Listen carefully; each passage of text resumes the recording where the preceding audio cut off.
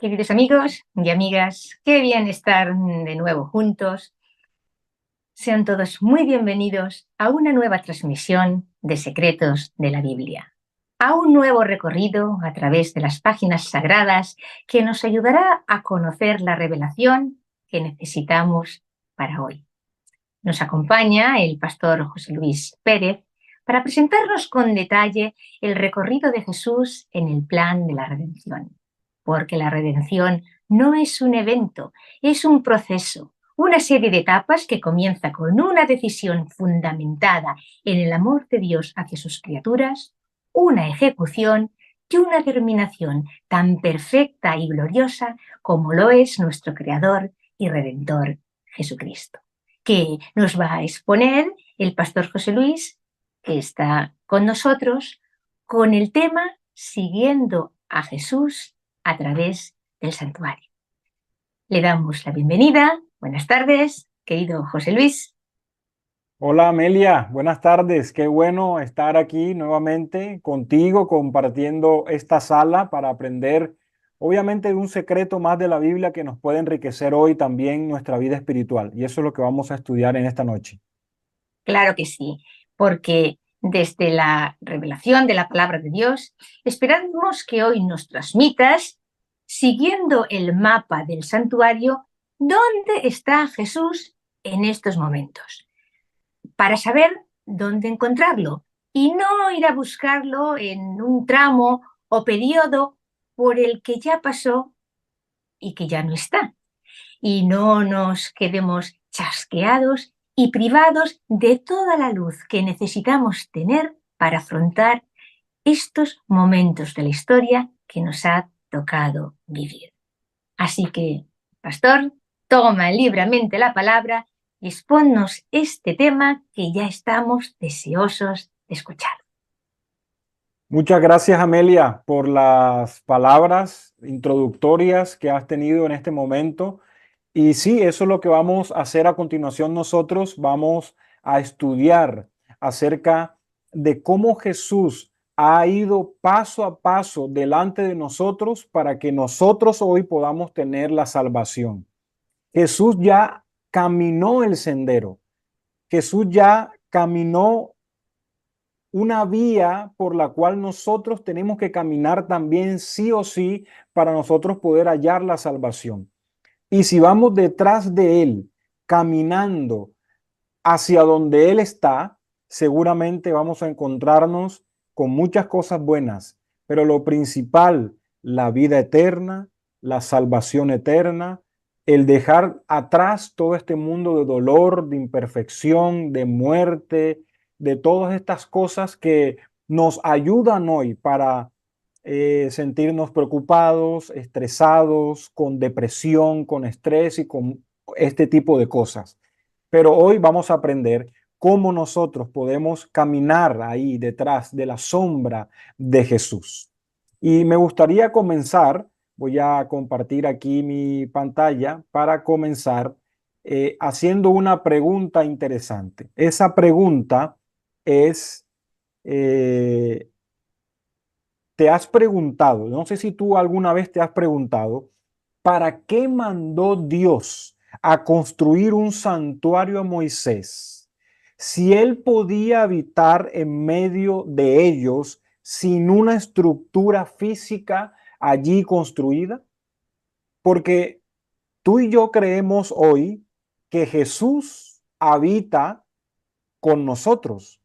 Dice la Biblia o dice la palabra de Dios que Jesús estará con nosotros todos los días hasta el fin del mundo.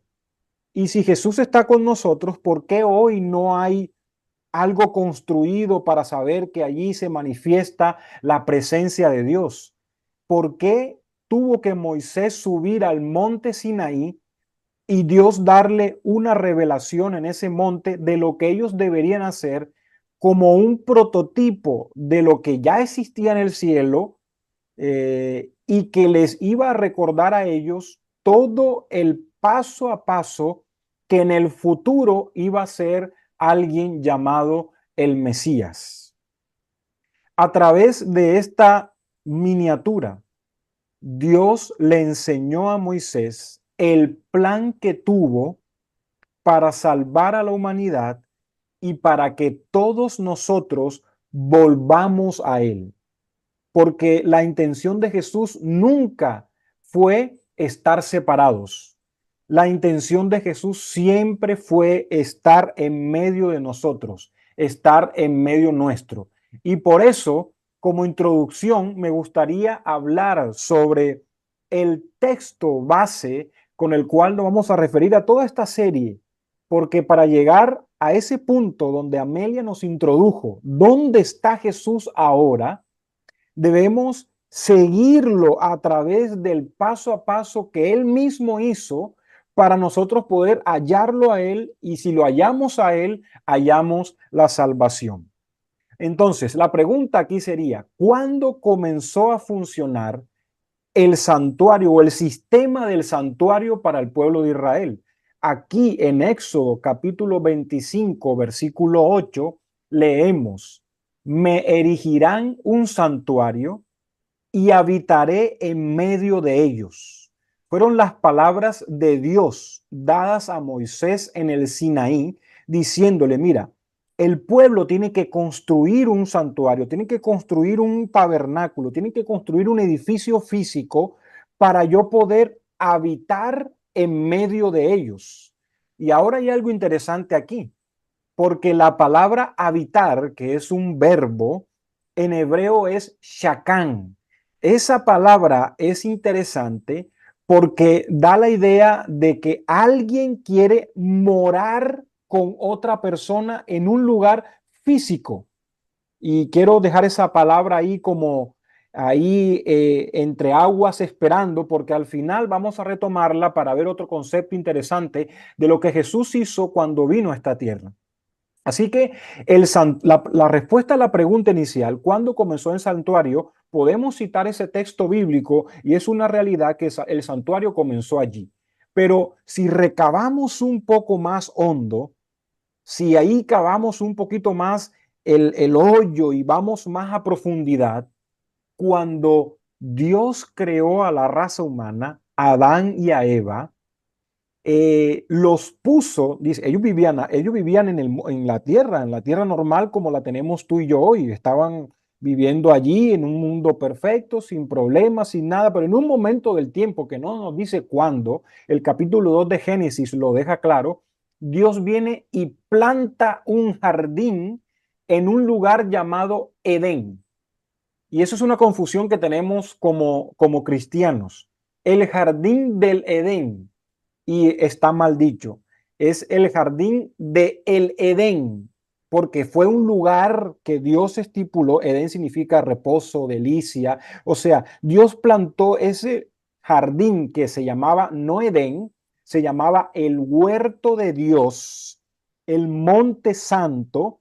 Dios lo plantó para que el hombre y la mujer vivieran allí y pudieran desarrollarse como pareja, desarrollarse como familia, y la estructura de ese jardín era exactamente igual a la del santuario que el mismo Dios le mandó a construir a Moisés. De hecho, las palabras, el género, la literatura del jardín del Edén tiene mucha similitud con las palabras de cuando Dios le manda a Moisés para que construya en el santuario la vestimenta de los sacerdotes, los lados del santuario. Todo tenía que ver mucho con el Edén, con el jardín, con el huerto que Dios había plantado para Adán y Eva.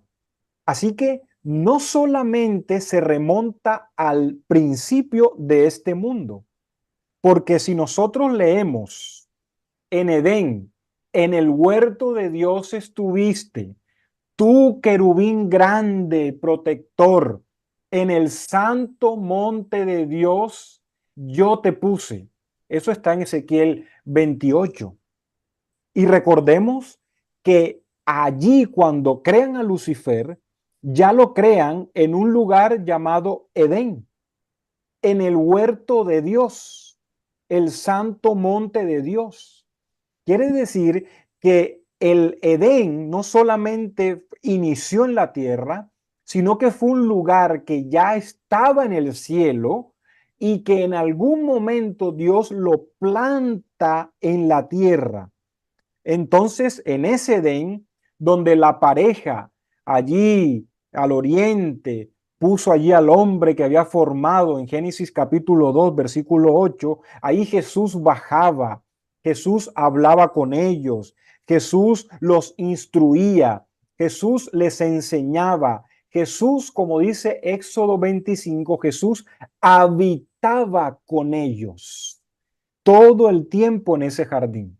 Ya sabemos que existía el pecado porque había en el cielo pecado un ser perfecto llamado Lucifer, se halló en su corazón el ego, generó egoísmo, generó el yo, generó muchas cosas que lo llevaron a pecar, introdujo el pecado en el mundo, el hombre pecó y lo bueno de todo el relato en Génesis es que cuando el hombre peca, dice que es expulsado, pero ponen al oriente, noten, al oriente ponen un ángel con unas espadas guardando la entrada del jardín.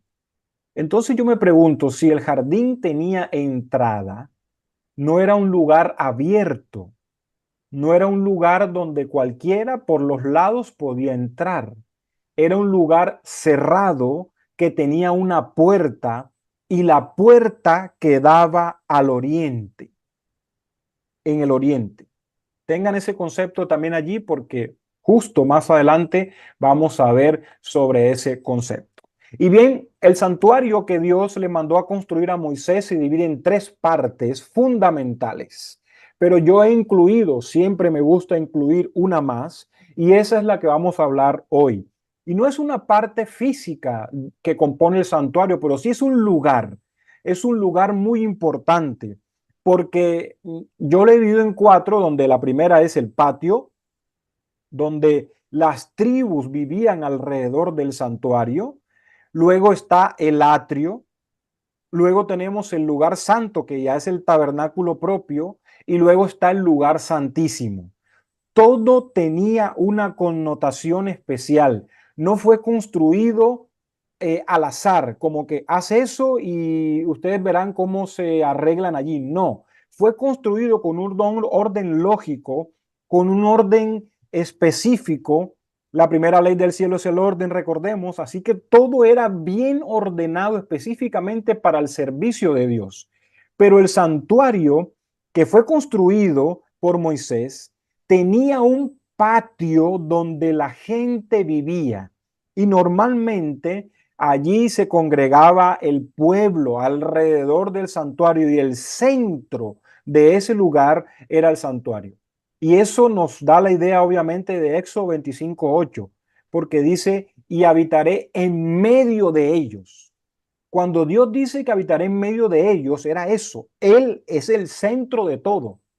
Y alrededor del centro, que es Dios, vienen todas las cosas. Vienen nosotros, viene ya la vida humana, viene ya las cosas cotidianas, pero el centro de todo para el ser humano siempre tiene que ser Dios.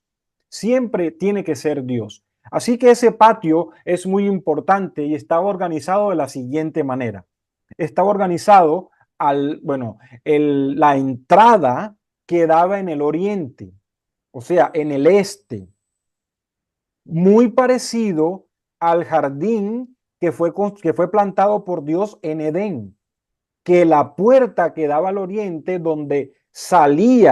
eh, donde salía, donde salió Adán y Eva para nunca más entrar, porque murieron y nunca más pudieron entrar. Así que en el este estaba la puerta del santuario y se congregaban las tribus de Judá, Isaacar y Zabulón. En el libro de Números tenemos el capítulo 3 y el capítulo 4, tenemos la distribución de todas esas tribus, tenían un orden específico y siempre debían colocarse de la misma forma. Luego al norte tenemos las tribus de Dan, las de Aser y Neftalí. Al sur tenemos a Rubén, Gad y Simeón, y al oeste tenemos a Efraín, Benjamín y Manasés. Pero la tribu de Leví, que fue escogida por Dios para poder servir en el tabernáculo, era una tribu muy especial porque esa tribu se encargaba de todo lo que tenía que ver con el santuario y su andamiaje, sus utensilios, el transporte de ese gran edificio que tenían ellos ahí en el centro cuando se movían de un lugar a otro. Entonces, la tribu de Leví tenían familias, los gersonitas, los de Merarí, los coatitas y obviamente la familia de Moisés y la familia de Aarón. Esos estaban distribuidos de la siguiente manera. Al norte quedaban los de Merarí, al oeste los de Gersón, al sur los coatitas y en todo el oriente, en todo el este quedaba la tribu la tribu de Leví, pero la familia de Moisés y de Aarón custodiando para que nadie ingresara, para que nadie se la diera de listo y estar mirando adentro del santuario, porque recordemos, era un lugar santo. Cuando Moisés se encontró con Dios en el Sinaí, Dios le dijo, Moisés, mira, quítate las sandalias porque el lugar que pisas es santo. Así que era muy interesante ese concepto porque se va a repetir mucho en el santuario. Cuidaban de que ese lugar fuera santo, no fuera profanado por nadie. De hecho, el sacerdote, lo veremos más adelante, entraba al tabernáculo sin sandalias, con los pies descalzo, porque ese lugar era un lugar santo. Y llegamos al Nuevo Testamento. Y dice Juan capítulo 1, versículo 14. Y el verbo se hizo carne, habitó entre nosotros, lleno de gracia y de verdad. Y vimos su gloria, gloria como del unigénito del Padre. Y ahora miran aquí las cosas que tenemos para poder echar mano y poder construir una idea, en este caso una teología, que es la que va a circundar toda la Biblia hasta el final. Y el verbo se hizo carne, quiere decir que Jesús, que habitaba en el cielo, que estaba ya junto con el Padre, que era el ser que habitó desde la eternidad y por la eternidad, dice que tomó forma humana. El envase que él utilizó para poder venir a la tierra fue el instrumento humano.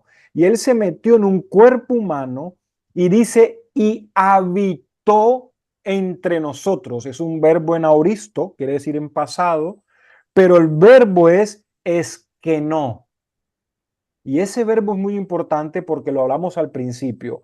Esto, la Biblia está escrita en dos idiomas, bueno, en tres idiomas base, que es el hebreo, el arameo y el griego, ¿vale? Así que en griego, esta palabra es que no tiene nada que ver con hebreo porque la palabra es shakán, ya lo vimos al principio. Pero hay una cosa que se llama intertextualidad. ¿Y qué significa eso? Que cogemos la raíz. Hay una raíz de las palabras que se parecen.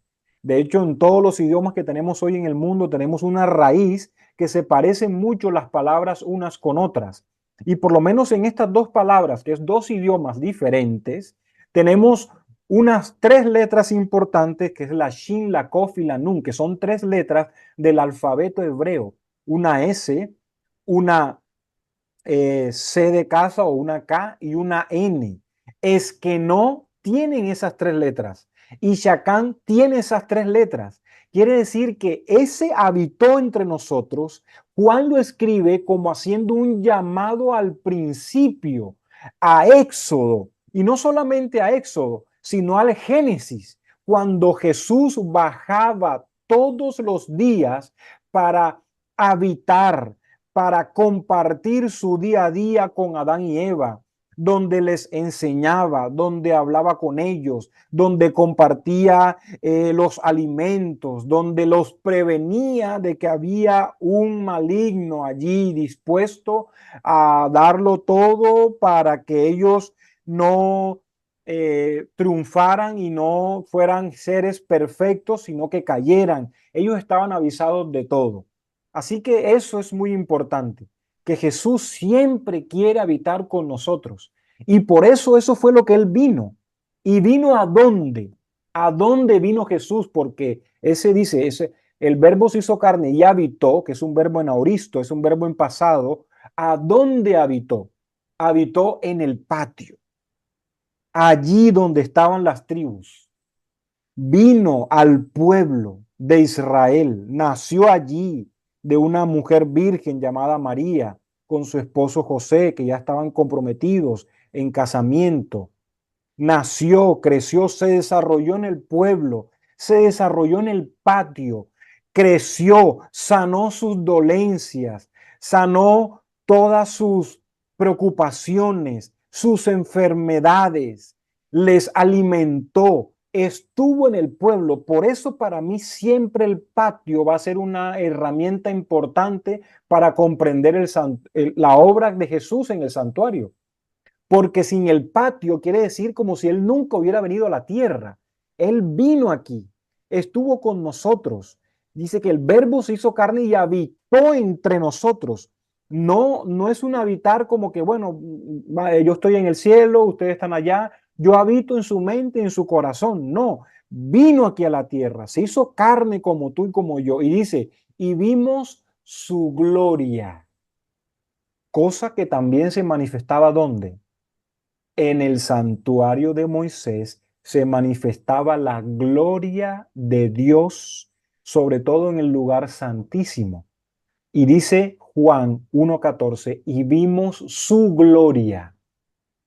¿Cómo es posible que los sacerdotes no podían entrar en el tabernáculo porque la gloria de Dios se estaba manifestando allí? Y encontramos en Juan ahora que Juan dice, yo vi la gloria del unigénito del Padre. Claro, porque Él vino a la tierra y se mezcló entre nosotros.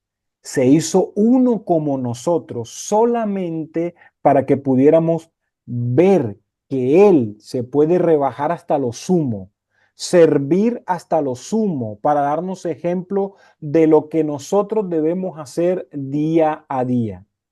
Es que Cuando una persona sirve, cuando una persona ayuda a otro, el más beneficiado no es la persona que se ha ayudado. El más beneficiado es la persona que está haciendo la obra de servicio para el otro. Aunque no se crea, cuando uno hace una obra de servicio, el alma del que está sirviendo se satisface mucho más. Y por eso Jesús viene a la tierra a servir, porque en su corazón él siempre anhela dar su vida por los demás y sobre todo por ti, que estás allí escuchando en esta noche. Sobre todo por ti que vas a ver este vídeo, no sé en qué momento, no sé en qué lugar, no sé de qué región nos estarás viendo, pero sobre todo por ti. Vino sobre todo por ti. Y te digo algo más.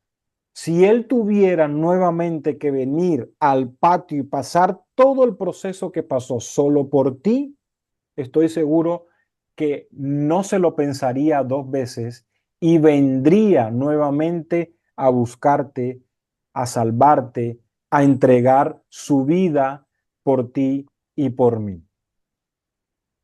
Juan capítulo 3, versículo 16 es un texto maravilloso y capital que nos ayuda a entender la obra que hizo Jesús. Y dice, de tal manera amó Dios a este mundo que envió a su Hijo unigénito. ¿A dónde?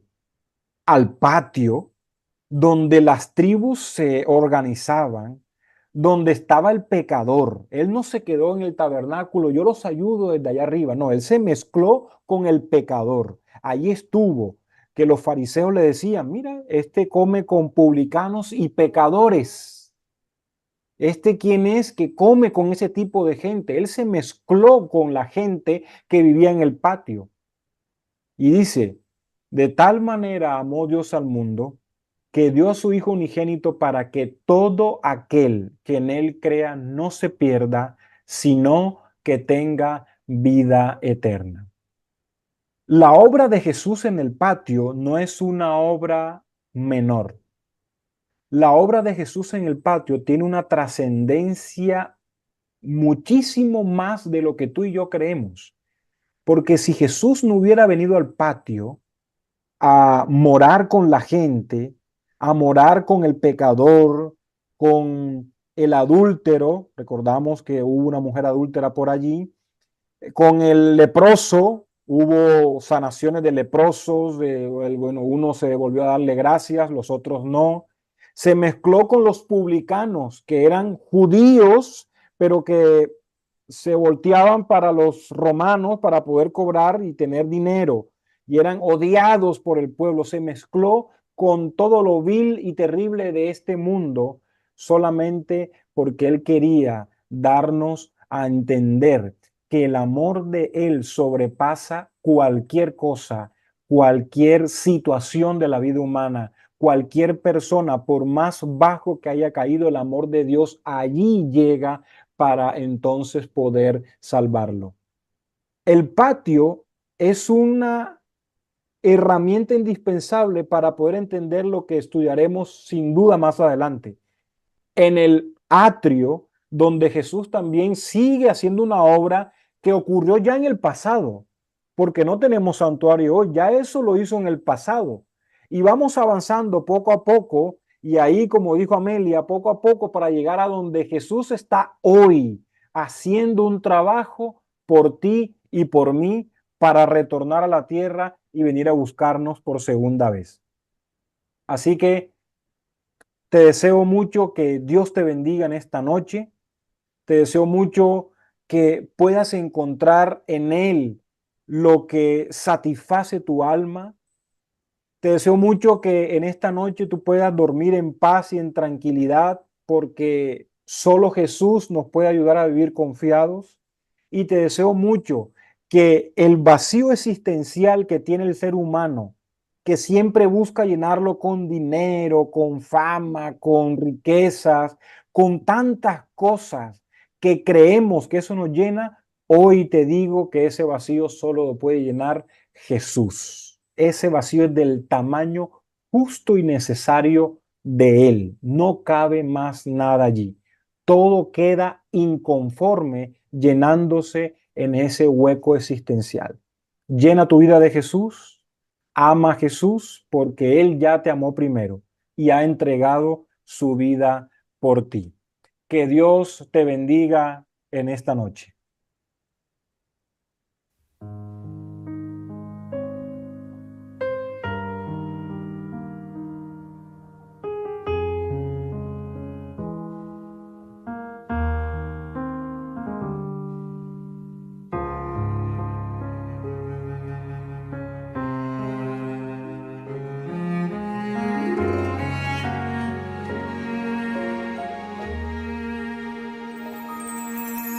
Vi a mi Jesús postrado ante el altar. Allí intercedía por la humanidad. Sus manos clavadas le mostraba al Padre que allí presente estaba. Le decía: yo morí por todo aquel que decida serme fiel. ¡Oh, qué amor! El que muestra a mi Jesús en el santuario. No, su vida dio por borrar mis pecados, cumpliendo así el plan de redención. Levantemos hoy nuestra vista a la puerta del santuario. No, la luz de su gloria está brillando. ¿Quién más quiere salvar al pecador?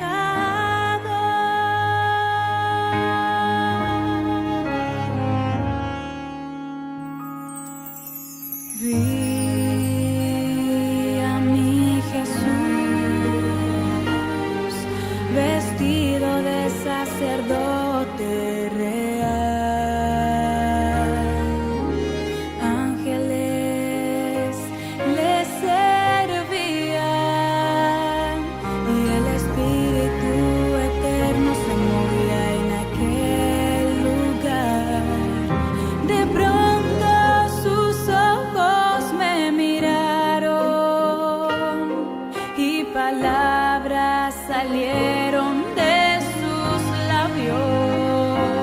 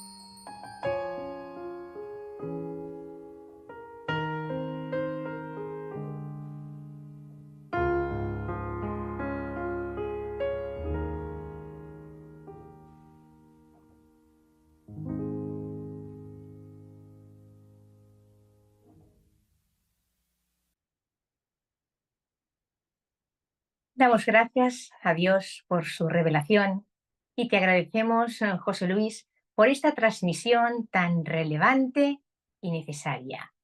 Y en base a esta información tan generosa que hemos recibido, y para que se quede la esencia del mensaje bien grabado en nuestra mente, quiero hacerte una pregunta que estoy deseando tú nos respondas antes de que cierres la reflexión con una oración. José Luis, ¿cuál es el llamado para nosotros hoy, después de esta información, de este mensaje que acabamos de recibir? Claro que sí, Amelia. Mira, es importante nosotros hoy entender cuál es la obra que Jesús hizo y está haciendo por nosotros.